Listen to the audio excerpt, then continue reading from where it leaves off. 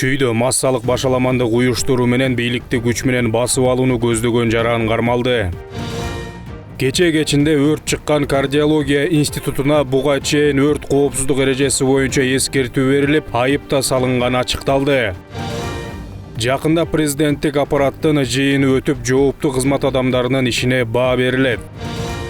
Өзгөчө кырдаалдар министрлиги жүрөк хирургиясы жана органдарды алмаштыруу илим изилдөө институтуна буга чейин өрт коопсуздук эрежелерин бузууларды четтетүү тууралуу эскертме берилип, кийин айып да салынганын өзгөчө кырдаалдар министрлиги билдирди. Маалыматка ылайык, өрт коопсуздугунун алдын алуу материалдык чыгымдарга жол бербөө максатында былтыр пландуу текшерүү жүргүзүлүп, 18 пункттан турган бузууларды четтетүү тууралуу эскертме жазуулар берилген. Жыйынтыгында эскертме жазуулар толук кандуу аткарылбагандыктан укук бузуулар жөнүндө кодексине таянып 23 000 сом административдик айып салынган. Мындан тышкары текшерүүнүн негизинде 2 суу алуучу гидрант оңдоп түзөөдөн өткөрүлүп, ишке киргизилген. Эске салсак, кече кечинде кардиология институтунан өрт чыгып, операциядан кийин ооруканада жаткан 1 жаш 7 айлык наристе жана 16 жаштагы өспүрүм жандандыруу бөлүмүндө каза тапты.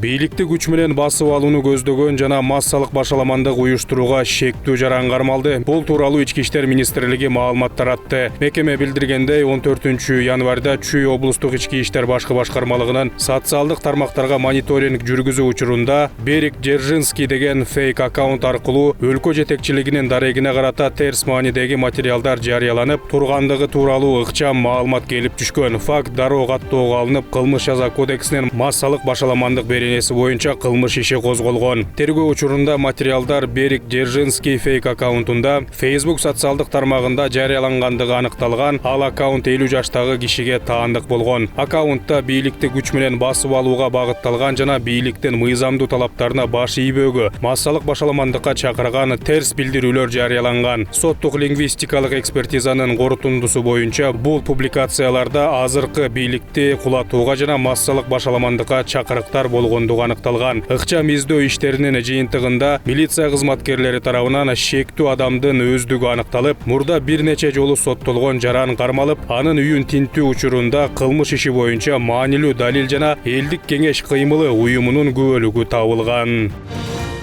Жакында президенттик аппараттын жыйыны өтүп, анда жооптуу кызмат адамдарынын ишине баа берилип, жыйынтыктар чыгарылат. Бул тууралуу президенттин жана министрлер кабинетинин чечимдеринин аткарылышын көзөмөлдөө бөлүмүнүн башчысы Азамат Осмонов билдирди. Анын айтымында, мамлекеттик кызматкерлердин иши боюнча жыйынтык чыгаруу жаза албаганга жана иштин натыйжалуулугун жогорулатууга стимул болот. Өлкө жетекчилигинин чечимдери аткарылып жатат, бирок алар кантип аткарылууда деген суроо бар. Мөөнөттөр кечиктирилип, жарым-жартылай жана начар аткарылат. Бул терс кесепеттерге алып келет жана актуалдуулугун жоготуу коркунучу келип чыгат. Ошондуктан биз ыйгарым укуктарыбыз менен тартиптик чараларды көрөбүз. Ал сөгүш, эскертүү жана жумуштан бошотуу. Кээде мамлекеттик кызматкерлердин ишинен кылмыш белгилерин таап, материалдарды укук коргоо органдарына жөнөтүүгө аргасыз болуп калабыз, деди ал.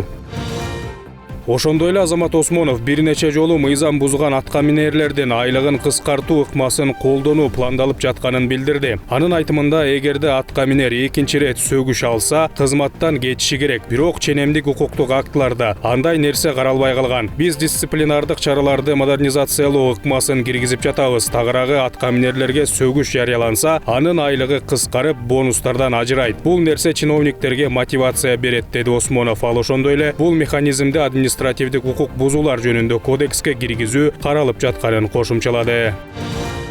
Жогорку кеңештин жыйынында депутат Бекмурза Эргешев айдоочулар жол кыймылынын эрежелерин жакшы билиши керектигин баса белгилеп, бул багыттагы маселени чечүү үчүн мектептерде жол эрежелерин окутууну сунуштады. Кесиптешинин сөзүн депутат Жаныбек Кыдыкбаев коштоп, 11-классты бүткөндө айдоочулук күбөлүк берүү мүмкүнчүлүгүн кароо зарылдыгын белгиледи. Бизде автошколдор бар, көп.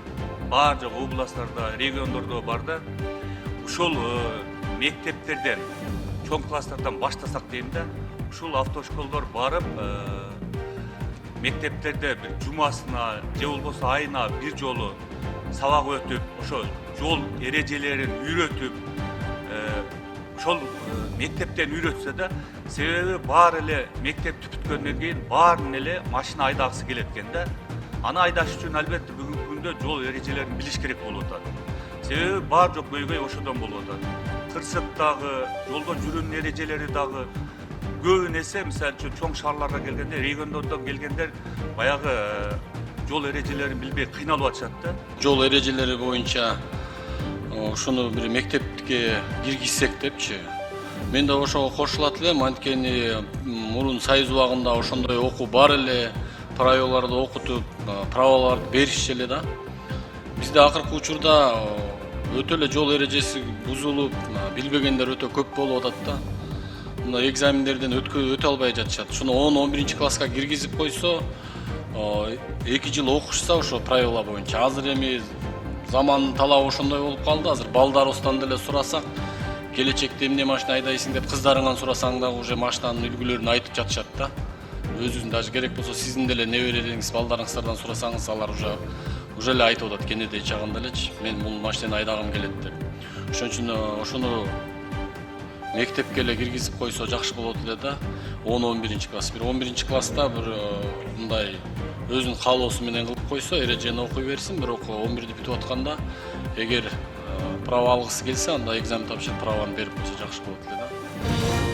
Бишкек Жашыл курулуш муниципалдык ишканасы өзүнүн катарына жооптуу кызматкерлерди жумушка чакырат. Ишкана билдиргендей, учурда мекемеге оңдоо курулуш участогунун адистери жана атайын техниканын айдоочулары талап кылынууда. Толук маалымат алуу үчүн 0312 37 53 32 номери аркылуу же Ташкент көчөсү 17 дареги боюнча кайрылууга болот.